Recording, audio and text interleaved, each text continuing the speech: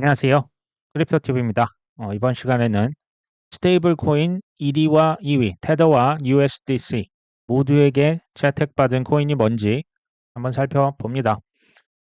그 전에 어떤 그 애널리스트 아담 코크란 이 친구도 굉장히 유명한 친구 중 한 명인데요. 최근에 코인 투자하는 VC들이 코인 투자가 다소 이제 둔화되고 있다. 비트 이더 외에는 조금 투자를 꺼려하고 있다. 지금 이런 얘기를 하고 있습니다. 다음의 내러티브도 아직은 좀 불확실하다.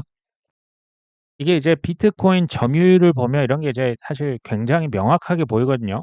비트코인 도미넌스가 지금 57%를 사실 넘어갔습니다. 이더리움도 뭐 15%, 이 두 개만 합쳐도요. 거의 72%, 뭐 많을 땐 73%, 75%까지도 가거든요. 그러니까 이게 그 얘긴즉슨 알트코인이 그만큼 많이 쭈그러져 있다라는 얘기입니다. 그러니까 저평가를 받고 있다는 얘기죠. 이더리움도 마찬가지입니다. 그럼에도 비트와 이더는 시총 1위, 2위죠.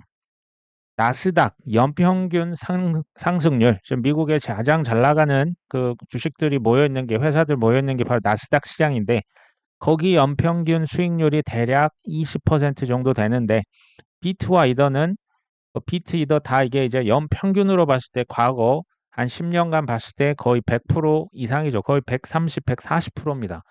그러니까 비트 이더만 투자를 해놔도 나스닥보다 더 수익률이 좋았다라는 거죠. 그러니까 이제 그 외에는 지금 굉장히 가격도 많이 떨어지고 뭐랄까요? 사람들이 좀 기피하고 있다 이렇게 보시면 됩니다. 그 얘기인즉슨 매우 알트코인의 가격이 싸다라는 얘기가 됩니다.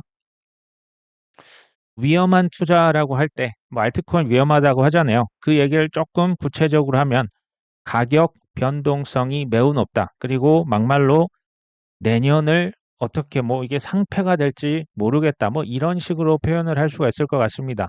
사람이요. 누구나 투자자가 제일 싫어하는 것은 악재가 아니라 불확실성이다. 이런 얘기가 있습니다. 불확실성을 그만큼 싫어하는 거죠. 그러니까 그러신 분들, 그러니까 이미 부자이신 분들은요. 사실 비트 외에는 그래서 관심이 없는 겁니다. 조금 마인드가 열려 있다. 이더리움을 공부를 하고 이거는 되겠구나 해서 이더리움까지, 근데 이게 아직은 전 세계적으로 이더리움도 사실 이해가 잘 못하는 것 같아요. 그러니까 이제 비트 이더를 그나마 좀 많이 가져가신 분들은 보수적으로 이렇게 투자를 하시면 될 거고요. 나는 조금 공격적이다. 난 조금 나이가 젊고 망해도 다시 일어날 수 있다. 이런 분들은 이제 그 외에 알트코인에 뭐 이제 비중을 좀 늘리시면 어떨까 하는 생각도 들어봅니다. 뭐 지난주에 비트코인 하락이 이렇게 얘기한 뭐 QCP 캐피털이라고 있는데요. 4분기에 신고점 돌파를 위한 레버리지 청산된 것이다. 저는 어느 정도 이거 동의를 합니다.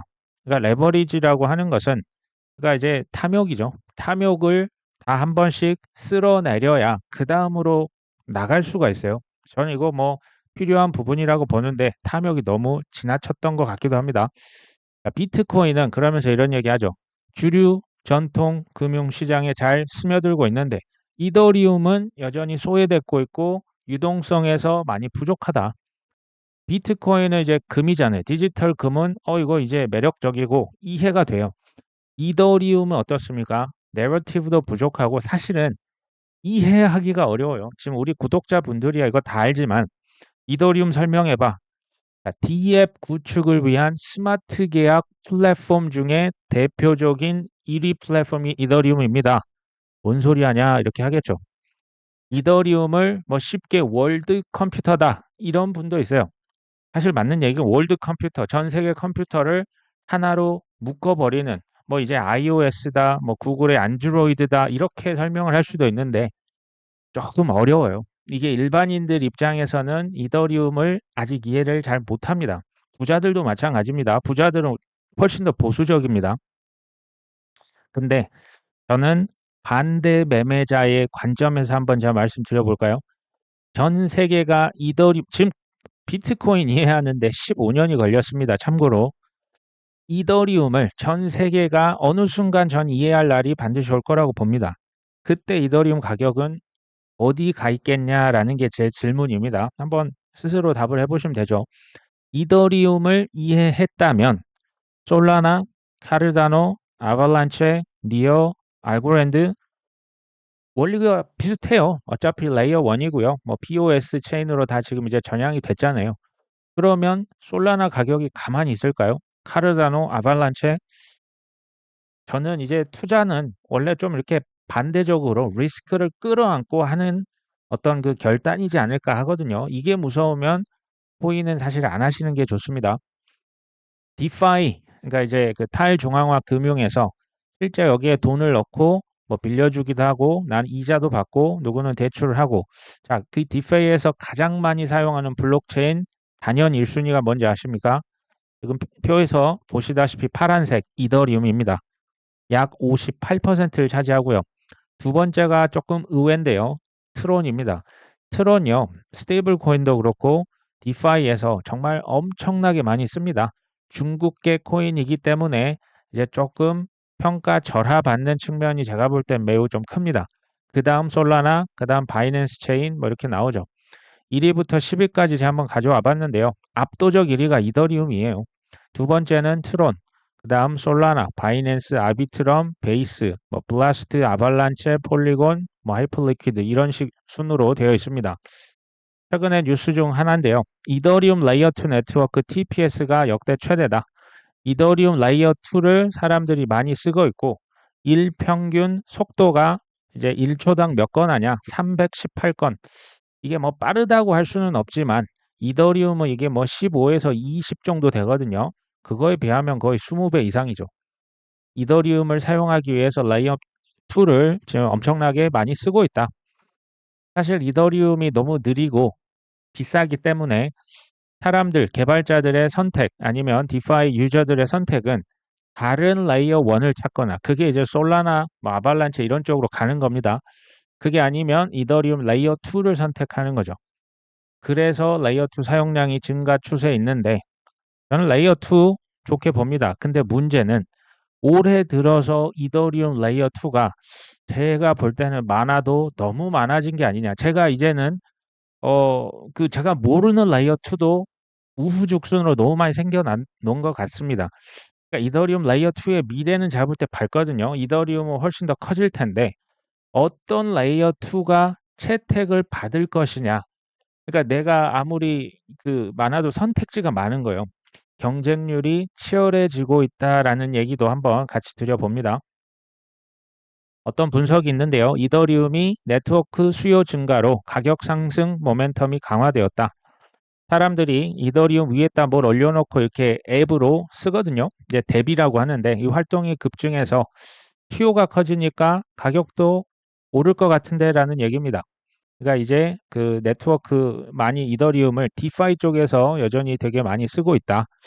지금 아까 보셨다시피 TVL은 여기에 이제 묶여 있는 자금이 2022년 11월 이후 최대치입니다. 압도적 1위입니다. 그 다음에 이제 이더리움 그 평균 트랜잭션 수수료가 이거 뭐 우리 돈 뭐 한 4,000원, 5,000원 하니까 이더리움을 쓰기는 부담스럽고 레이어 2 솔루션을 그래서 많이 쓰는 거죠. 레이어 2 솔루션은 이더리움보다 24배 더 많은 거래량을 처리하고 있다. 이더리움의 TVL은 아까 보셨죠? 디파이 쪽에서 압도적 1위를 차지하고 있습니다. 그리고 다른 체인, 다른 레이어, 뭐 솔라나든 아발란체든 뭐 니어든 알고랜드든 이더리움과 호환이 안 된다. 그런 체인은 거의 죽은 체인이 됩니다. 그 정도로 이더리움과 호환이 무조건 돼야 됩니다. 그러니까 속도 빠르고 다 좋은데 사람들이 이더리움 제일 많이 쓰기 때문에 그렇습니다. 세 번째, 레이어 2. 지금 거래량도 많이 일어나죠. 이더리움 레이어 2 많이 쓰는데 사람들이 많이 쓸수록 사실은 이제 이더리움과 경쟁 관계에 있다라는 말도 일면 맞긴 하지만 레이어 2도 결국은 이더리움의 생태계로 포함이 다 됩니다. 그 안에서 노는 겁니다. 그렇기 때문에 레이어 2도 결국 이더리움 생태계 확장에 도움이 됩니다. 저는 밝게 보지만 레이어 2 하여튼 뭐 최근에 좀 많아도 너무 많은 게 아니냐. 좀 이게 이제 레이어 1도 많았는데 레이어 2도 많구나. 그만큼 뭔가 그 가능성을 보고 계속 누군가 뛰어들고 있다. 뭐 이렇게 보고 있습니다. 잠깐 토막 상식으로 가보겠습니다. 우리 뭐 레이어 1, 레이어 2, 심지어 레이어 제로라고 하는 말이 나오는데요. 제가 최대한 짧고 간결하게 좀 말씀드릴게요. 블록체인은 우리가 고속도로에 비유했던 거 기억나시죠? 블록체인이 고속도로면 고속도로에 뭐가 다닙니까? 자동차가 다니죠. 그 자동차는 우리의 정보, 뭐 개인정보, 금융정보, 의료정보, 우리의 자산, 뭐 부동산을 토큰한다면서요. 그 자산들이 심지어 이제 화폐들이 왔다 갔다 합니다. 이해되시죠? 블록체인에 이제 그 자동차가 왔다 갔다 하는데 레이어 1은 여기에서 고속도로를 말합니다. 고속도로, 뭐 경부고속도로, 뭐 호남고속도로, 영남고속도로, 영동고속도로, 고속도로 굉장히 중요하죠. 엄청난 트래픽이 필요합니다. 왔다 갔다 해야 국가 경제가 발전이 되겠죠. 레이어 2는 그럼 여기서 뭐냐? 고가도로입니다. 그러니까 이제 어떤 길이 있으면요. 사람들이 이 교통량이 너무 많으니까 그 위에 딱 고가도로를 하나 얹히죠. 이렇게 되면 어떻게 됩니까? 이제 기존 고가도로가 없었을 때보다 교통량이 분산이 되겠죠. 그래서 레이어 2의 속도가 빨라지는 거고요. 수수료는 더 낮아지는 겁니다. 그럼 레이어 제로는 뭐냐? 뭐 레이어 3도 있지만 뭐 레이어 2와 비슷한 개념이라 보시면 됩니다. 더 빠르고 더 효율적으로 그 위에다 뭔가를 얻는 개념이라 보시면 되고요. 레이어 제로는 뭘까요? 우리 이제 그 고속도로 운전하고 가시다 보면 인터체인지, IC 기억나십니까? 아니면 JC라고 해서 뭐 정션이라고 있는데요. 이게 고속도로와 고속도로를 연결해 주죠. 그러니까 뭐 이제 그 도로를 뭐 국도로 나가든지 고속도로에서 고속도로 왔다 갔다 할 때 연결해 주는 분기점이 바로 레이어 제로라 보시면 됩니다. 블록체인과 서로 다른 블록체인을 이어주는 역할, 이게 호환성을 담당을 하는 게 그래서 레이어 제로입니다. 레이어 1은 쉽게 말하면 고속도로, 이더리움이죠. 솔라나, 카르다노, 아발란체, 니어, 알고랜드 이게 다 레이어 1 블록체인이다. 레이어 2라고 하면요. 대개는 보통은 이더리움 레이어 2를 의미합니다. 뭐 그 폴리곤도 있고요. 뭐 베이스, 아비트럼, 옵티미즘, 뭐 이뮤터블 X 최근에 나왔던 뭐 ZK 싱크도 있고요. 여기 뭐 시바 이누의 시바리 움이라고 하는 또 이더리움 레이어 2도 있습니다. 그리고 이제 스택스는 비트코인의 레이어 2로 분류가 되죠. 레이어 2는 고가도로다. 레이어 제로는 호환성, 블록체인을 서로 연결해주는 역할. 이건 뭡니까? 폴카닷, 체인링크, 코스모스. 이게 이제 대표적인 삼총사라 보시면 됩니다. 대량 여기서 그럼 뭐가 우리 지금 투자하는 이유가 사실 큰 수익을 가져가기 위해서죠. 그러려면 사실 그러니까 이 결과를 누가 알겠습니까? 여기서 핵심은 뭐냐면요. 어떤 고속도로가 어떤 고가도로가 어떤 호환성 프로젝트가 그들의 선택을 받을 것이냐. 대량 채택을 받아야 됩니다. 그리고 수요는 그러니까 많아지고 공급량은 좀 제한이 되어 있으면 사실 좋긴 하겠죠. 대량 채택을 받을 고속도로, 고가도로 호환성 프로젝트가 뭐냐? 이것은 사실 뭐 저도 모릅니다. 근데 이제 보수적으로 보면 시가총액이 높은 코인들, 여기 뭐 블랙락이랄지 뭐 ETF의 가능성이 높아 보이는 코인들, 대형 거래소에 이미 지원이 되고 있는 코인을 그래서 확률이 저는 높다 정도로 지금 보고 있다라 보시면 되겠죠. 제가 계속 강조를 드렸던 블랙락의 15차선 고속도로 기억나십니까? 블랙락이 투자한 서클이라고 하는 스테이블 코인 발행사 USDC를 발행합니다. 그 코인이 고속도로 15개 위에 이미 올라가 있습니다. 그게 알고랜드, 아비트럼, 아발란체, 베이스, 첼로, 이더리움, 헤데라, 니어 프로토콜, 코스모스입니다. 노블은 옵티미즘, 폴카닷, 폴리곤, 솔라나, 스텔라, ZK-싱크. 여기에서 참고로 트론을 뺐어요. 예, 트론을 뺀 이유는 중국계이기 때문에 미국을 대표하는 서클 USDC에서 삭제를 그냥 했다. 이렇게 보시면 됩니다. 향후에 이제 뭐 소송도 거의 일단락이 돼가고 있죠. 스텔라가 들어가는데 리플이 빠져 있었던 이유는 소송이고요. 이게 소송이 종료되면 리플이 여기 아마 추가가 될 겁니다. 그러면 테더가 지원하는 테더의 시총이 훨씬 큽니다. 압도적 1위죠. 테더가 지원하는 블록체인 이더리움 있습니다. 아발란체, 코스모스, 트론.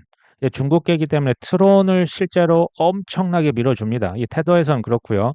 첼로, 비트코인, 비트코인 캐시, 솔라나, 폴카닷, 니어 프로토콜, 테조스. 최근에 톤, 텔레그램에 톤이 추가가 됐습니다. 그리고 이제 알고랜드와 이오스를 이제 테더가 지원하지 않겠다라고 선언을 했었죠. 이것 때문에 불안해하실 필요는 저는 없다고 봅니다. 알고랜드와 이오스는 이제 쉽게 말하면 그냥 미국형 프로젝트라 보시면 되거든요. 여기 USDC에서 트론을 삭제한 것과 그냥 비슷한 그런 수순이다라고 보시면 됩니다. 이 두 가지의 USDC와 테더가 동시에 선택을 한 블록체인은 뭡니까? 코인이 뭡니까? 이더리움, 솔라나, 아발란체, 니어 프로토콜, 폴카닷, 코스모스, 첼로입니다. 물론 알고랜드도 있었는데 알고랜드가 어쨌든 최근에 빠졌죠. 트론도 있었는데 트론이 이제 빠진 이유는 걔네들이 나빠서라기보다는 그냥 뭐 이제 시총 싸움을 하고 있다 이렇게 보시면 됩니다. 이 코인들 한번 뭐 공부해 보시고요. 어차피 뭐 다 보유를 할 수는 없겠죠. 조금 주목할 필요는 전 있어 보입니다. 왜냐하면 제가 봤을 때 뭐 얘네들이 가장 많이 오른다? 그걸 전 모릅니다. 고수익을 보장한다? 그것도 아닙니다. 제가 보는 관점은 여기까지입니다. 수년 이내에 이 체인들이 망할 것 같지는 않습니다. 그리고 스테이블 코인은 RWA 여기에 그냥 공식 통화라고 보시면 돼요. 스테이블 코인 제일 만만하고요. 블랙락에서 비들 펀드, USDC, 뭐 온도 이게 결국 스테이블 코인으로 그 중개자 역할을 합니다. 그러면 아무래도 이 고속도로의 채택이 더 많이 일어나지 않겠냐. 저는 이 정도로 이제 보고 있습니다. 3AC 이게 뭐 예전에 파산했던 그 암호화폐 헤지펀드잖아요. 여기 공동 설립자이자 슈주가 이제 거래소 하나 차린 것 같아요. 이 사람이 암호화폐 시장이 2019년과 지금이 좀 비슷하다. 이 잘 들으십시오. 이번 영상의 핵심 주제가 사실 여기 있습니다. 최근에 보니까 2019년이랑 비슷하고 비트코인의 도미넌스가 높은 것도 그때랑 비슷하다. 지금 얘기를 하는 거죠. 모든 것에 토큰이 필요한지 그 지금 의문이 제기되고 있으며 개발자들이 코인 이거 죽은 거 아니야? 이거 알트코인 다 쓰레기 아니야? 라고 다른 분야로 떠나가고 있답니다. 일각에서는 2019년보다도 상황이 더 악화되고 있는 거 아니냐라고 하지만 2019년에는 토큰이 아니라 코인이 아니라 블록체인 자체가 쓸 데가 없다라는 주장이 만연했었다라는 얘기를 합니다. 제가 이거 이따 말씀드리겠지만 무용론, 블록체인 무용론이 하다했습니다. 실제로 많은 레이어 1 코인들이 사실상 공짜였습니다. 얼마나 쌌다는 얘기입니까? 이더리움, 그러니까 비트코인 대비한 이더리움의 비율이 0.02까지. 그러니까 이더리움 이거 쓰레기 아니야? 실제로 폭락을 거듭했던 거 혹시 기억나십니까? 자, 지난번 사이클 얘기하는 겁니다. 오늘날에는 블록체인이 쓸모없다고 생각하는 비관론자조차도 블록체인을 받아들이고 있다. 그러니까 뭐 이제 다 블록체인을 막 부인하고 이거 다 쓸데가 없고 무용하다라는 얘기를 그래도 하지는 않는다. 이것이 뭐라고 합니까? 실제 채택되고 있다는 신호다. 저는 이게 굉장한 통찰력이라고 생각을 합니다. 실패자, 과거에 실패를 해서 망해버린 사람은 뭐 어쩔 수 없지만 살아남은 사람, 실패를 딛고 어쨌든 살아남은 자들의 저는 발언은 주의 깊게 들을 필요가 저는 있다고 봅니다. 슈주가 저는 보니까 아직 죽은 것 같진 않죠. 18년도와 19년도는요. 실제로 블록체인 무용론이 하다했습니다. 제가 이걸 왜 그렇게 잘 알까요? 제가 이때 블록체인 행사를 했거든요. 전시회 했고 컨퍼런스를 했는데요. 19년, 14년도 처음 시작해서요. 19년을 마지막으로 망했습니다. 왜 망했을까요? 코인 가격이 물론 떨어져 있고 블록체인 야 그거 어디 땄어? 이 얘기를 정말 뭐 거의 영업을 제가 나가면 안 들은 적이 거의 없었어요. 레이어 1은 거의 공짜였다. 뭐 코인 가격이 거의 뭐 휴지 조각이었다는 얘기죠. 이 얘기는요. 비트코인 도미넌스가 상대적으로 높았다라는 얘기와 동의합니다. 지금 이 비관론자들조차도 블록체인을 어쨌든 인정하는 거다. 생각해 보시면 뭐 RWA다, 뭐 디파이, 밈코인, 테더, 뭐 테더가 없어집니까? RWA가 없어질까요? 얘네들이 다 지금 이더리움 위에, 솔라나 위에, 뭐 아발란체 위에 좀 올라가 있잖아요. 없어지진 않겠구나. 이게 왜 실제 채택의 신호라고 했을까요? 과거의 경험을 한번 말씀을 드려봅니다. 제가 18, 19년도 이때 이제 하락장이었잖아요. 지독한 하락장이었습니다. 뭐 물론 이제 15년이 제가 봤을 때 더 힘들었지만 어쨌든 이때도 힘들었고요. 사람을 제가 만나서 이제 우리나라 국내 뭐 가장 큰 뭐 이제 그 카드 회사의 팀장님이었던 걸로 제가 기억을 합니다. 제가 얘기를 했죠. 팀장님, 블록체인이 세상을 뒤집어 놓을 것이다. 그러니까 한마디로 우리 행사에 참가해서 그것을 뭐 투자도 하시고 배우시라, 한번 좀 맛 좀 보시라라는 차원에서 말씀을 드렸는데 이 팀장님은 저한테 그럼 뭐예요? 그거 뭐 당장 써먹을 데가 없던데 그걸로 뭘 하겠냐는 겁니다. 그 뭐 포인트도 뭐 블록체인 지금 쓰고 있는 게 있는데 굳이 뭐 그렇게 블록체인에 투자해가지고 개발자 뽑고 행사 나가고 효과가 당장 보이질 않는데 당신 같으면 당신이 대표면 거기다 투자하라고 하겠습니까? 위에 보수적인 그 이사님들 그 다 이거 뭐 설득 어떻게 하냐고 이런 이제 뭐 얘기를 해서 결과적으로 이분이 나오시진 않으셨죠. 그때 저 역시도 이제 그 컨퍼런스 이렇게 트랙을 짤 때요.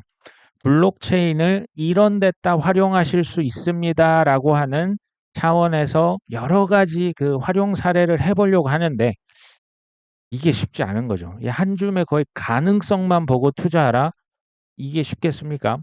뭐 그때 당시 이제 발표하셨던 메디블록이라고 하는 업체도 있었고요. 뭐 좀 뭐 썸씽이라고 하는 뭐 이제 지금은 좀 이렇게 안 좋게 됐지만 그때 당시는 이게 거의 진짜 무슨 가능성 같은 소리 하고 있네. 거의 이런 식이었습니다.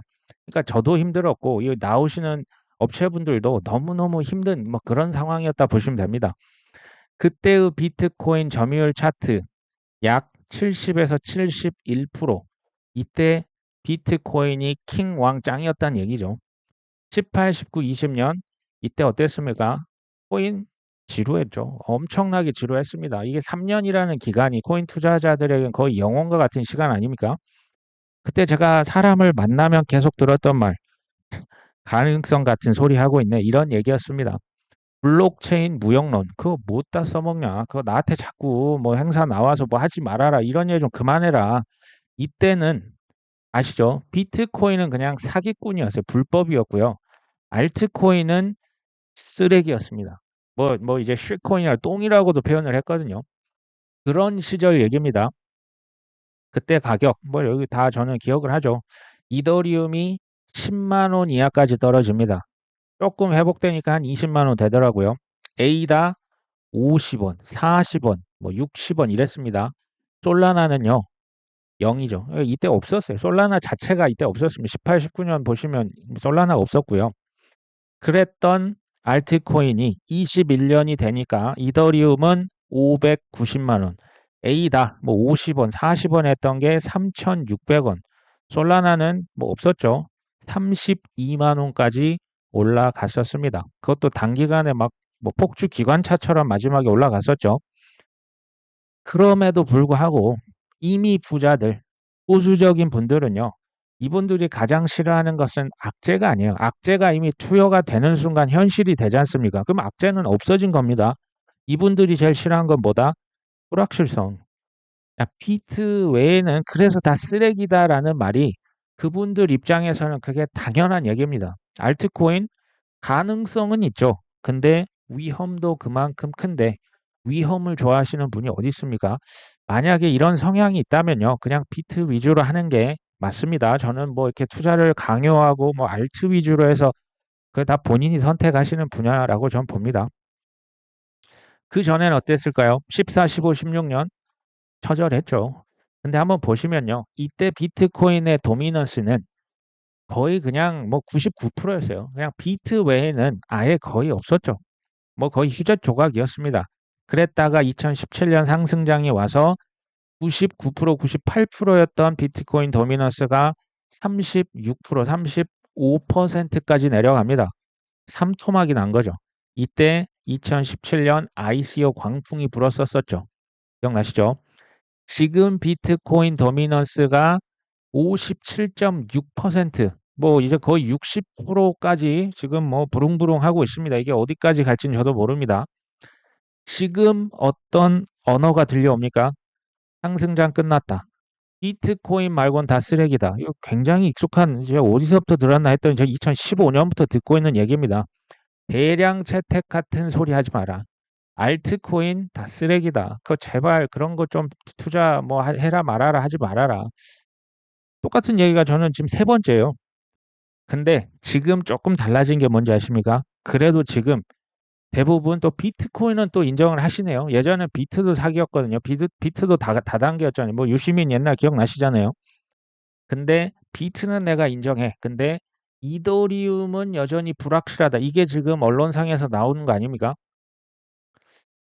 이게 이유가요. 제가 뭐 생각을 해봤을 때는 그 대부분은 가치, 그러니까 얘가 뭘 할 수 있고 어떤 가능성이 있고 세상을 어떻게 혁신을 하냐, 이 가치와 기능이 아니라 가격만 보시기 때문에 그런 게 아닌가라는 생각을 해봅니다.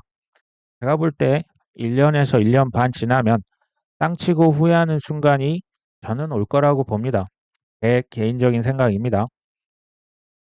왜 투자해서, 뭐 투자만 그런 건 아니지만 비즈니스, 투자, 사이클, 이거 왜 반복될까요?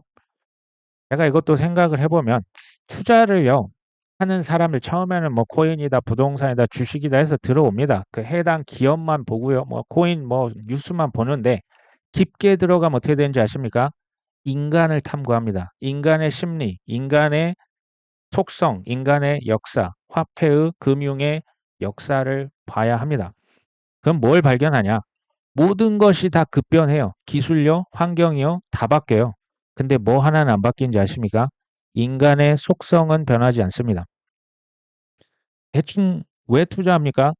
누구나 부자 되려고 투자합니다. 이게 뭡니까? 이게 탐욕이죠. 누구나 공포는 피하고 싶어요. 리스크는 불확실성은 피하고 싶어 합니다. 이게 뭡니까? 공포죠. 이게 무한 반복되는 게 사이클입니다. 부동산을 최근 예로 제가 들어볼까요? 서울 수도권이요.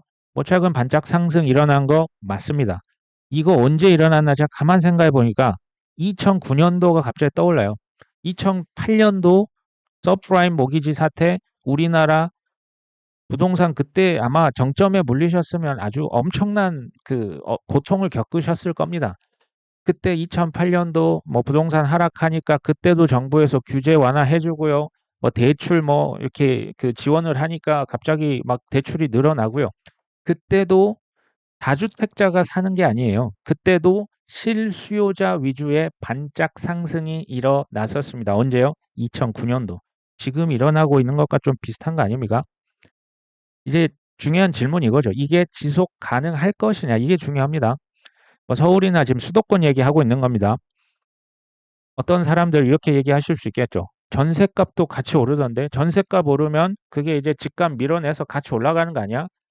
전세만 오르고 가격이 떨어지면 갭이 줄어들기 때문에 그때부터는 이제 소위 뭐 그 상승장 전환이 되면서 올라갈 수가 있는데요. 지금 전세도 오르지만 집값도 오릅니다. 같이 오르고 있어요. 갭이 줄어들지 않는 거죠. 그리고 그 전세조차도 서울에 특히 전세 갈 때 대부분 전세를 또 대출로 가시더라고요. 이제 뭐 목동이다, 저기 어디입니까? 뭐 대치동이다, 뭐 애들 교육을 위해서 그러시겠죠. 뭐 대출을 전세가 그러니까 자기 돈이 아니에요. 이게 지속될 수 있겠냐는 거죠. 집값도 동시에 올라가는데 뭐 사람의 소득이 계속 올라갑니까? 뭐 대출이라는 것도 사실 한계가 있거든요. 대부분이 실수요죠. 그리고 최근에 갈아타기 수요가 그렇게 많답니다. 그러니까 소위 뭐 이제 한마디로 상급지로 한 단계씩 올라가는 특히 40대 형님들이 이제 부모로서 이제 자녀에게 좋은 교육 환경도 제공하고 싶고 충분히 이해가 되죠. 중요한 건 뭡니까? 다주택자들은 여전히 움직일 수가 없는 시장입니다. 아시죠? 여전히 취등록세 중과를 하고 있어요. 뭐 줄어들었다고는 하지만 다주택자들이 시장에 투자 목적으로 우르르 들어오면서 불장이 사실은 시작되거든요. 실수요자들은 그럼 최근에 아파트 왜 샀을까요? 정부에서 실수요 위주의 저리 대출을 작년에 이어서 올해도 했죠. 그러니까 이제 갈아타기도 하고 기존에 돌려막기도 했지만 신규로도 어쨌든 많이 산 겁니다. 가격과 그러니까 무주택자 집이 없으면요. 지금 가만히 기다리고 언제 사지 가격 떨어지면 떨어지니까 또 못 사거든요. 근데 갑자기 가격이 반등하네요. 거래량이 증가하네요. 4개월 전에 분당 재건축 아파트 전화해서 아 이거 그 얼마입니까 했더니 4개월 전보다 이미 5천이 올랐답니다. 이때 느껴지는 게 뭔지 아십니까? 어머죠. 굉장히 익숙한 단어 아닙니까? 제가 여기서 포인트는 이겁니다. 부동산이든 주식이든 코인이든 모두 뭐에 의해 좌우된다? 우리 인간의 속성에 의해서 좌우돼요. 탐욕과 공포에 의해서 좌우된다는 공통점을 제가 말씀드리려고 하는 겁니다. 제가 이 그림 왜 가져왔을까요? 이게 이제 그 에디슨, 이제 뭐 제너럴 일렉트릭, 뭐 전기로 뭐 세상을 밝히는 지금 우리가 뭐 빛도 쓰고 전기가 없이 뭐가 됩니까? 이때 당시만 해도 사람들이 전기에 대해서 아는 게 뭐가 있었겠습니까? 두려운 거예요. 전기 이거 감전되면 어떻게 할 거냐? 전 세계가 멸망할 것이다. 이 공포가 실제 이 포스터가 한 그 시대를 그 풍미했던 시대가 있습니다. 처음에는요, 항상 새로운 기술들이 무용하다라고 하는 쓸데없다라는 거예요. 철도 마찬가지였고요. 미국의 비행기, 자동차요. 사람들 말 타고 마차가 있는데 무슨 자동차 같은 소리 하고 있네 했던 기억 나십니까? 헨리 포드가 들었던 얘기죠. TV요, 전기, 인터넷 다 똑같았습니다. 사실 무지가요. 잘 모르니까 그런 거죠. 그러니까 공포와 두려움이 엄습하고 여기에 뭐가 하나 끼어듭니까? 기존의 기득권자들이 반대 시위를 그렇게 하고 선동을 하고 돈으로 정치인들에게 로비를 합니다. 이거 어디서 많이 본 거 아닙니까? 이게 지금 최근 10년간 코인에서 벌어지고 있는 것과 똑같네요. 지금은 그 파괴적인 기술이 지금은 그게 인공지능, 블록체인, 뭐 로보틱스, 자율주행, 뭐 빅데이터, 머신러닝 뭐 이런 거요. 기술은 계속 나오는 거죠. 블록체인의 시작은 비트코인이 맞습니다. 근데 제가 봤을 때는 제 의견입니다. 비트코인으로 세상을 바꾸는 데는 한계가 명확합니다. 세상을 바꿀 수 있고 혁신하는 건 뭘까요? 알트입니다. 알트코인은요, 위험하죠. 급등락 엄청 심합니다. 그러니까 이게 각오가 안 돼 있으신 분들은 아마도 실패하실 확률이 98%안 하시는 게 좋아요. 이걸 잘 알고도 힘든 게 알트거든요. 근데 인터넷이 세상을 바꾼다라고 했지만 결과적으로 보니까요. 구글이, 마이크로소프트가, 아마존이, 뭐 애플이, 네이버가 그러니까 각 분야에서 인터넷이 다 똑같은 회사가 아니잖아요. 섹터가 다 나눠져 있어요. 각 자기 분야에서 혁신을 이뤄냈던 이런 회사처럼 알트코인 중에 그러니까 섹터별 대장주 위주로 이제 투자를 했으면 좋겠다라는 말 제가 그래서 드리는 겁니다. 반면에 금 ETF 나왔었죠. 2004년이었나요? 금이 세상을 바꿉니까? 금은요, 금으로서의 역할을 하면 돼요. 그러니까 좋은 자산, 뭐 위험을 해지하는 자산, 인플레이션 해지, 뭐 인플레이션까지는 모르겠지만 어쨌든 그냥 본인의 역할을 하면 됩니다. 금으로 세상을 바꿀 수는 없죠. RWA 제가 그냥 예로 들겠습니다. 자산 토큰화가 블랙락이 비들 펀드 어디 위에 런칭했습니까?